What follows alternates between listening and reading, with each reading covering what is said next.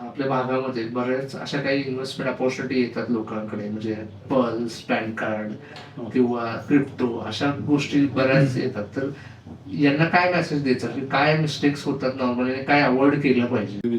कारण हा फेज म्हणजे जवळपास सर्वांच्या ह्याच्यात लाईफ मध्ये येतोच. बरोबर. पण जसं आपण जशी आपली इन्व्हेस्टमेंट आपल्याकडे चालू जेव्हा झाली, आपलं फायनान्सिंग प्लॅनिंग जसं सुरू होतं त्या काळात माझं ऍडव्हर्टायझिंगचं काम आहे, म्हणजे प्रिंटिंगचं ऍडव्हर्टायझिंगचं आहे. त्यामुळे माझ्याकडे येणारे क्लायंट असे पण होते क्लायंट की बाबा ही स्कीम आहे, एवढी इन्व्हेस्टमेंट आहे, किंवा असे वेगवेगळ्या स्कीमचे ऑपोजिट डिझायनिंग प्रिंटिंगसाठी माझ्याकडे यायचे. तर मी त्याच्यामध्ये कुठेही इन्व्हेस्टमेंट करायला गेलो नाही, कारण तुमचं त्यात मार्गदर्शन होतं, मला माहिती होतं आपल्याला इन्व्हेस्टमेंट करायची की नाही करायची. म्हणजे त्यात मी कधीच इन्व्हेस्टमेंट केली नाही.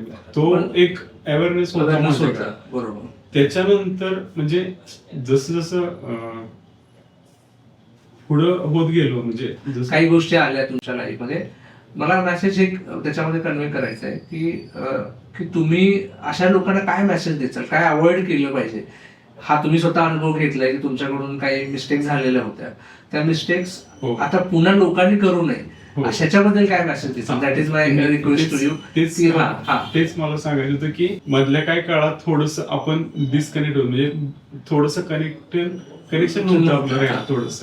त्या काळात थोडस माझ्याकडनं एक म्हणतो ना, एक लालचपोटी किंवा एक मित्र असं एक थोडस आपल्या स्वतःच्या एक लालचपोटी एक कुठेतरी चुकीच्या ठिकाणी इन्व्हेस्टमेंट झाली. त्या काळात एक थोड्या दिवस आपण गॅप राहिला आपल्या कम्युनिकेशन मध्ये. त्यामुळं थोडस माझ्याकडनं त्या चूक झाली त्याच्यामध्ये.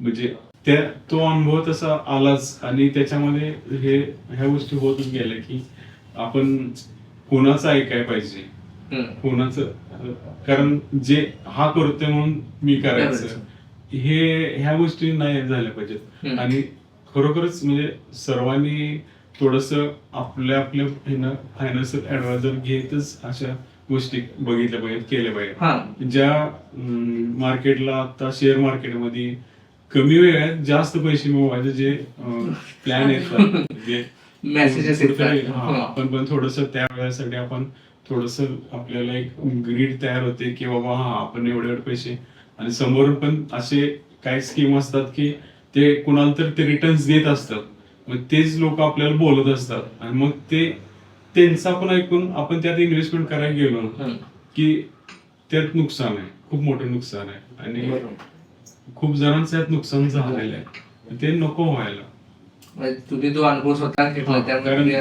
जोपर्यंत सरांशी मी कनेक्ट होतो, कंटिन्यू होतो, आणि थोडासा गॅप पडला तेवढ्या वेळात ते चूक झाली माझ्याकडून. बरोबर. ऍक्च्युअली ते व्हायला न पाहिजे होते. ते एक लाईफ मध्ये तो एक म्हणजे बऱ्याच लोकांचा हा समज आहे की सल्ला हा एकदा घेतला तर इनफ असतं, किंवा सल्ला मोफत मिळतो. त्याबद्दल तुमचं काय मत आहे? नाही, तो तसाच काळांतरानं तो चेंज पण होऊ शकतो. त्यामुळे सल्ला नेहमीच घेत राहिलं पाहिजे. ओके. आपण स्वतःहून डिसिजन घेणं काय वेळेस नाही योग्य होत. बरोबर. तुम्ही एक्सपर्ट असू शकत नाही, म्हणजे तुम्ही जसं तुमच्या एक क्षेत्रामध्ये फोकस आहे, तर त्याच्याबद्दल तुमचं काय मत आहे की एक खरंच एक्सपर्टची गरज आहे सल्ल्यामध्ये? नक्कीच एक्सपर्टची खूप गरज आहे. आपण स्वतःहून काय डिसिजन घेतो ते चुकीचे डिसिजन होऊ शकतात. म्हणजे एक्सपर्ट कडून तो एक्सपर्ट डिसिजन जेव्हा सांगत असते, एखादा प्लॅन सांगत असते, तेव्हा त्यांनी विचार करूनच, त्याचा अभ्यास करूनच त्यांनी केलेलं असतं. त्याच्यामध्ये आपण कोणाच तरी ऐकतो त्यावेळेस ते म्हणजे बाहेरच्या कोणाचं असं ऐकाय ज्याला त्यातला काय अनुभव नाही, ज्याला काय त्यातलं माहित नाही, आणि तो फक्त सांगतो की ह्याला मिळालं त्याला मिळालं, हे ते चुकीचं आहे. फायनान्शियल प्लॅनिंग खूप महत्वाचं आहे.